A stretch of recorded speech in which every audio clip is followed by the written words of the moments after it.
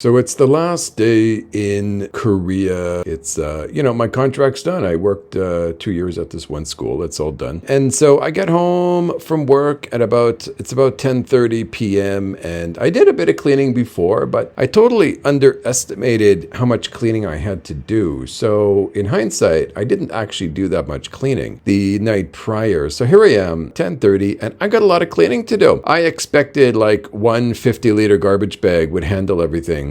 I mean, you saw my apartment in the background with my talking head vids before. I didn't have very much, but it turned out to be 9 50-liter bags. I kept going down to the store to get 2 more and then 2 more. It just would never end. I had all this stuff. I don't know how it happened.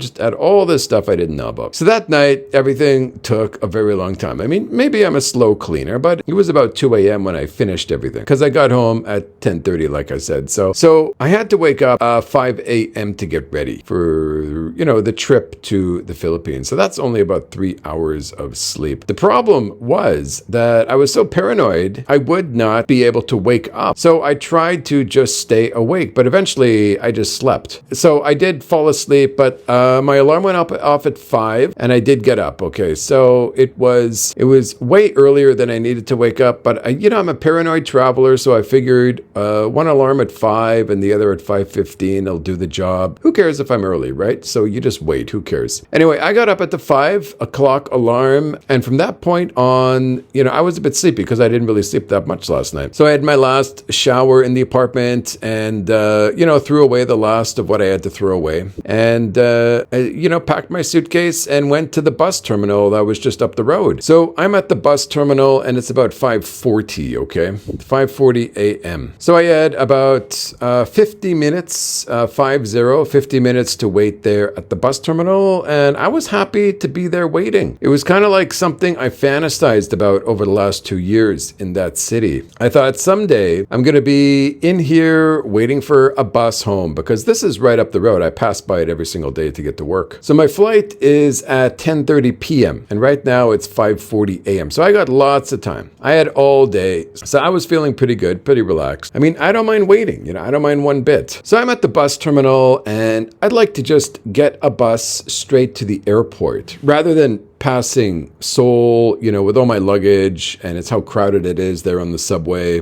But that is what I did do. I mean, I did have to go into Seoul. I went into Seoul because I had plans to meet one friend there for a coffee prior to leaving. So we had plans to meet at noon, but he had thought our plans were at 1 p.m. So I get to this coffee shop at noon in Hongdae Station, if you know where that is. I'm sitting in the coffee shop and I looked up my phone and my friend still had not checked his phone from yesterday. So I thought, what the F, what the hell's going on here? What happened to our plans? So I stay just for 10 minutes and I decided to leave thinking there was some kind of miscommunication somewhere or maybe something happened to his phone. Anyway, I'm too paranoid a traveler to just sit there and wait. So I took off. So, I'm in Hongdae Station and from Hongdae Station, you can get a subway directly to the airport. So I'm in the airport and that friend who I was going to meet messaged me and, we cleared up our miscommunication. He simply thought it was 1 p.m. He hadn't checked his phone. And being the great guy that he is, the great friend that he is, he said he will come to the airport to grab lunch. I said, that's fantastic. So he came down and we spent about 5 hours just talking about life. Anyway, it was time for me to check in and,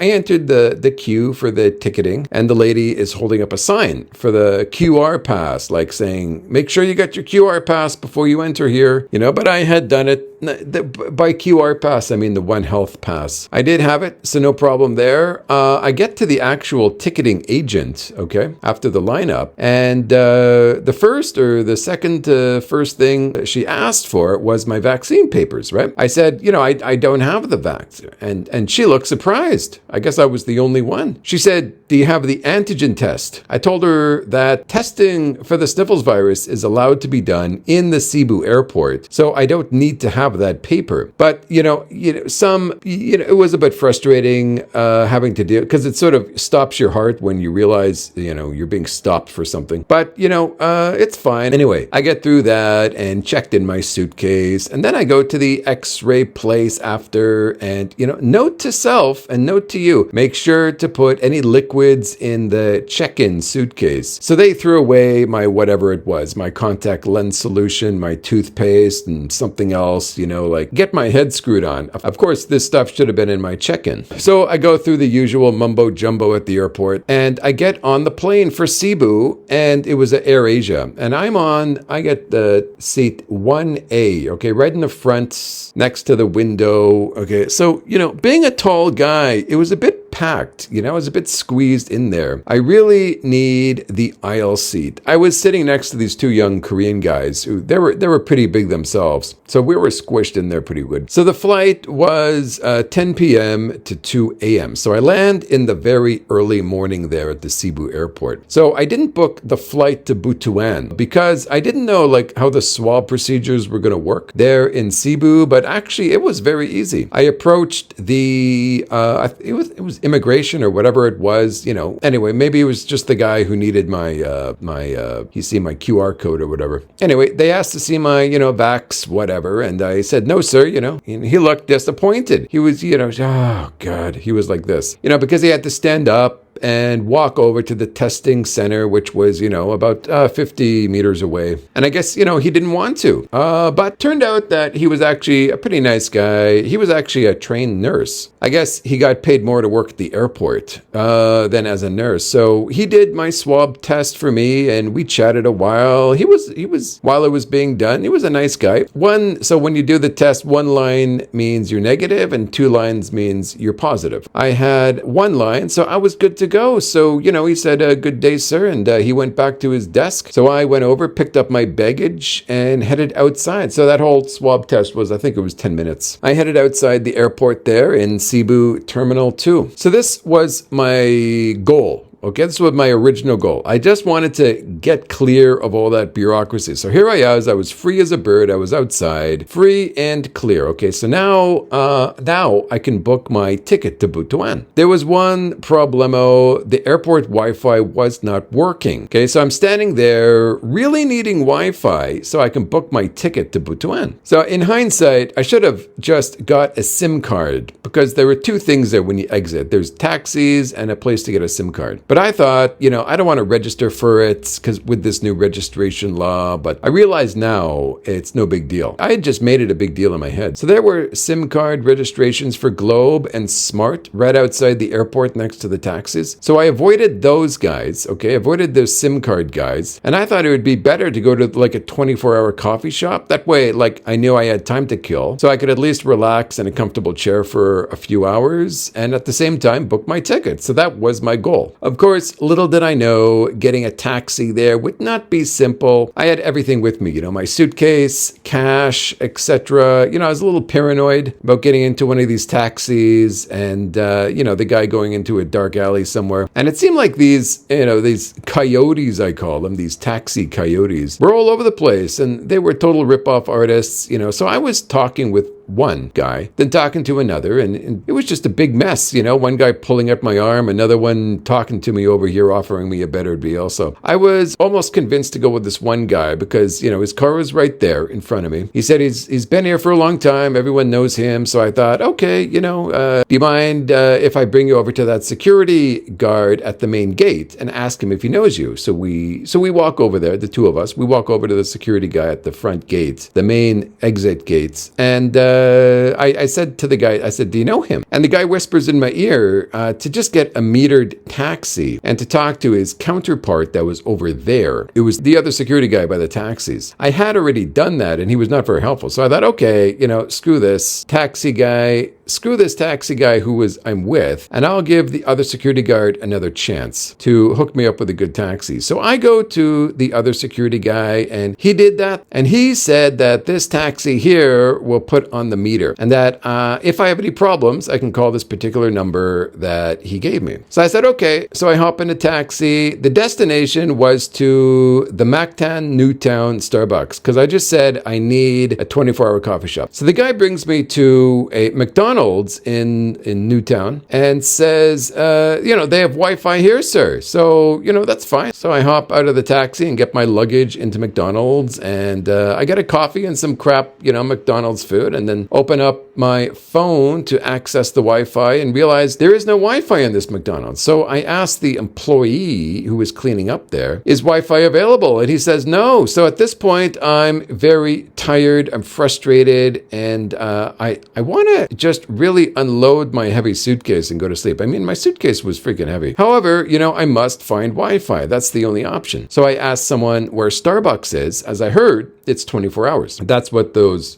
taxi people were telling me. So I walk over there, it was about a 10-minute walk away, 5 minutes, 10 minutes. So I walk over there and realized it's closed and it opens at 8. It's not a 24-hour Starbucks. So here I am in Newtown with all my bags. I'm tired and I still have no freaking Wi-Fi. So I'm thinking, what can I do? But, go back to the airport and get a SIM card. That's the best option now. So I find a taxi and head back to the airport. So I arrive at Terminal 1, okay, as before it was Terminal 2, but I didn't realize it was Terminal 2. So when I got in the taxi to go back to the airport, he says Terminal 1 or Terminal 2. I didn't know. So I said Terminal 1. So now I know Terminal 1 is for domestic flights and Terminal 2 is for international flights. But I didn't know that at the time I got in the taxi. So anyway, this taxi guy gets me to Terminal 1. I reach this resting area and I sit down and try my luck at Wi-Fi, only to discover that there is a Wi-Fi there. The first one didn't work in Terminal 2 because I was standing outside of Terminal 2 when I was trying to access it. I guess it only works on the inside. So inside Terminal 1, the Terminal 1 Wi-Fi did work. So I get there and sit down in a resting area and the Wi-Fi works to my surprise. And it worked great. It was fast. So later I realized when I was talking to the Hawk taxi drivers and I asked for 24-hour Wi-Fi, they knew there were none. They knew there were no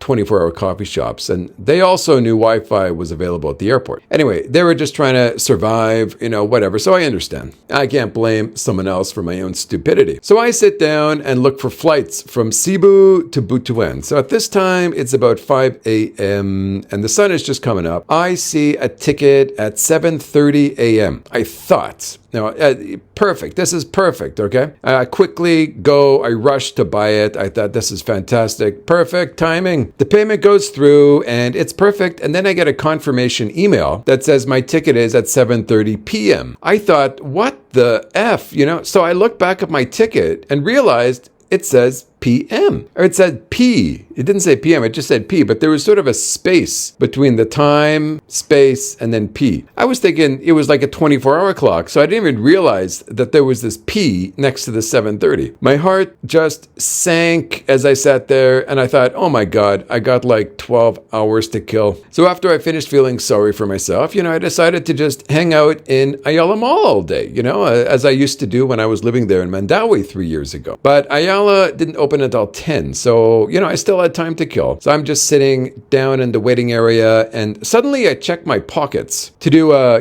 welfare check, make sure I got everything. Phone, wallet, passport check, except for, the passport. It's not in my pocket as it always was. So I'm thinking like, holy crap. I got a million things going through my mind at the time. Where the hell is my passport? So I stand up thinking I left it somewhere when I was buying my ticket. So I walk over there where I bought the ticket and there was nothing. And I check in my bag and there was nothing. Oh, actually, there it was in my bag. I must have put it back in my bag as I was just finished purchasing the ticket. Didn't think about it. Anyway, here is Scotty Boy being stupid again. So again, I'm sitting there and I realized there is a city bus in Terminal 1 that'll get me to SM Seaside Mall. It's only 50 pesos. So I hop on this bus with all my luggage and, everyone's got luggage on there and it's extremely slow. I mean, it was like a parking lot from the airport to the SM Seaside. It was just traffic everywhere. Anyway, so and it eventually gets me out to Seaside. We arrive at Seaside, and by this time I'm freaking exhausted as, I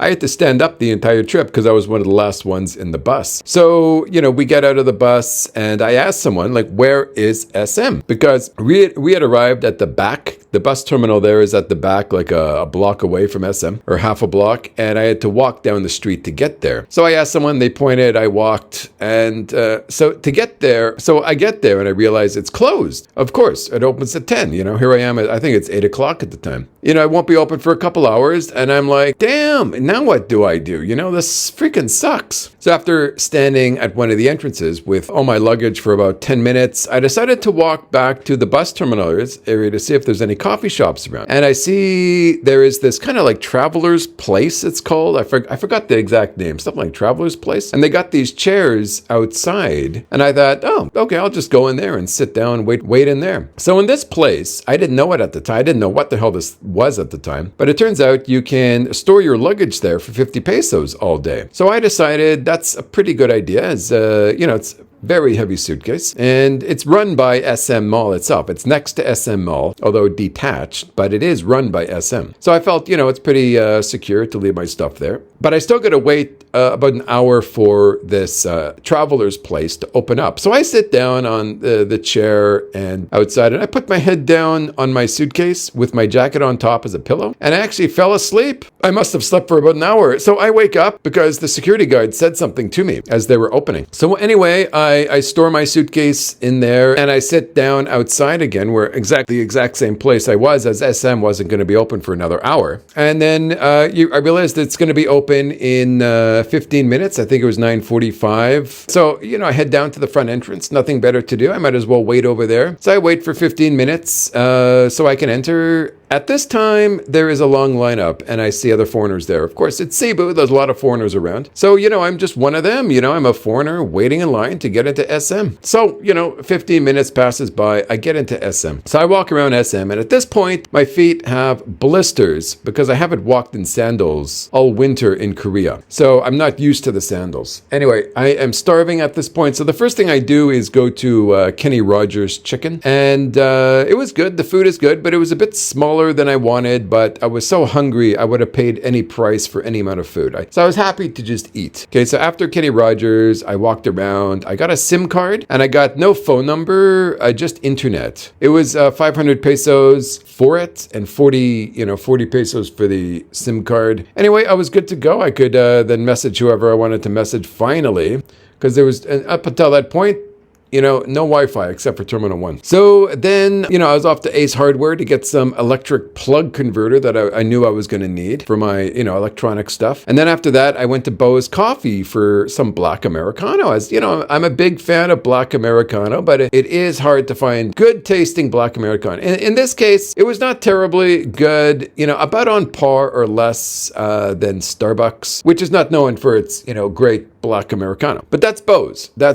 A lot of people like Bo's. So after, sitting down in Bo's for a few hours, just playing with my, my computer, my phone, whatever, I really needed to just sit down in a comfortable chair. So anyway, a few hours of that, and it's time to head back to the airport. So I walked down, pick up my baggage again. I paid the old 50 pesos, picked up my luggage, and went back to the bus terminal. I hop on this time. The bus was pretty good. Everyone had a chair. It wasn't too busy. The bus dropped me off at Terminal 1. Perfect, as Terminal 1 is for the domestic flights, as I said. So I took the extra time I had to organize my bags. Okay, so I'm in there. I'm waiting for the whatever, just prior to checking in my luggage. I'm waiting in that area, right? And I take the time to organize my bags, brush my teeth, change my shirt, put in my contact lenses. And so, everything's organized, and I approach the place where you check in your luggage, okay? So the lady there, she had a thing for Scotty Boy. I'm not joking with you. She had a thing for Scotty Boy. I was not first in line, but she waved me over as I was going to her. As I was going to the line, she waved me over. I noticed it because we made eye contact. She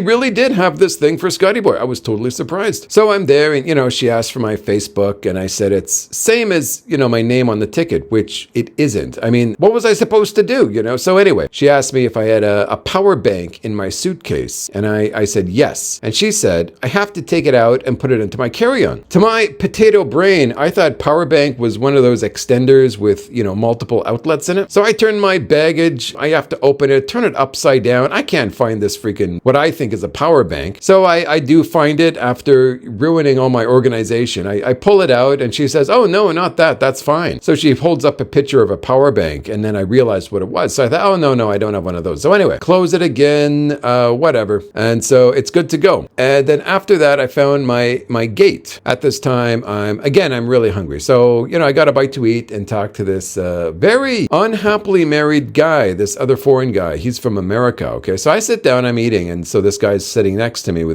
he's about 65, I think, and he's been married for 8 years, and he's got this little kid. They popped out this little whippersnapper, right? He would not stop running. I mean, this kid was just full of energy. The dad, he looked to be about 65. He was just sitting there with a disgruntled look on his face. The kid was running in circles around the dad. He was under the table. He was hitting the dad. He said, I hate you, Dad. I mean, this kid was nuts, right? And then, he just runs away, and so I'm talking to this guy. He told me that the kid, he makes his wife very stressed. And so they were definitely an older couple. I mean, they were the guy was 65-ish, the wife was about 50, must be, and they had this little kid. The kid was about 4 years old. He was being raised in the Philippines, though the guy said he hates the education system in the Philippines. He says the kids don't learn anything. And so this guy, he thought he couldn't have kids, but he was married for 8 years. After 4 years, the little miracle happened. And he was happy at first, but he's very unhappy now. He says his whole life is just dominated by this kid who will not stop. Okay. Anyway, that's his life. It is what it is. Anyway, from there, I sat down and waited and then boarded my flight to Butuan and flew into Butuan